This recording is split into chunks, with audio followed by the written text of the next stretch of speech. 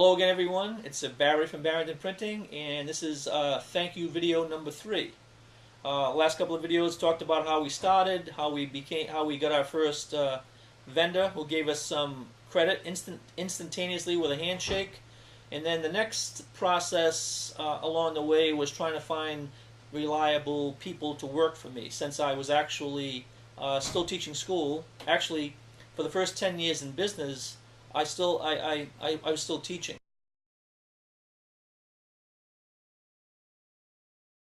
So it was very much a part-time enterprise for the first 10 years. And quite honestly, again, having just a teaching background and not a business background, and not really having a good handle on, making the right choices on who to hire, quite honestly, as I mentioned earlier, I borrowed $6,000 to get started. We got started in August.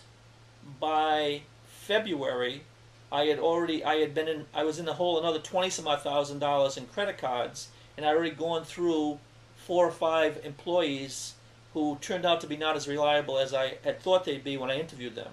It was a cross between coming home from work and not finding anybody in the shop with the front door open, or I'd come in and I'd find a guy that I thought was printing all day, and it turns out he was having friends stop by, and they were all brought their guitars and enjoying music together and not even getting to the printing. So it was just a lot of unreliable type people in the very beginning, to the point where we were almost just ready to throw in our hat.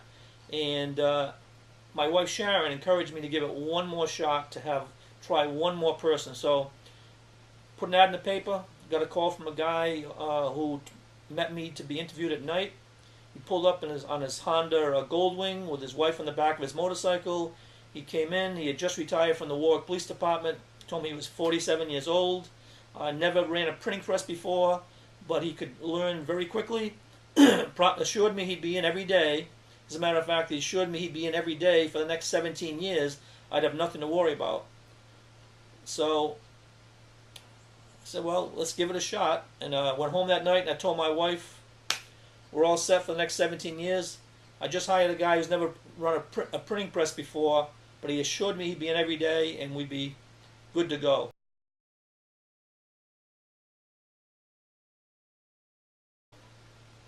"19 years later, that gentleman, Ray Reynolds, retired and moved down to North Carolina. He was a man of his word, never missed a day. I owe a debt of gratitude to Ray Reynolds. Very difficult to be an absentee owner for the most part and have someone that's truly, truly reliable and loyal and you can count on.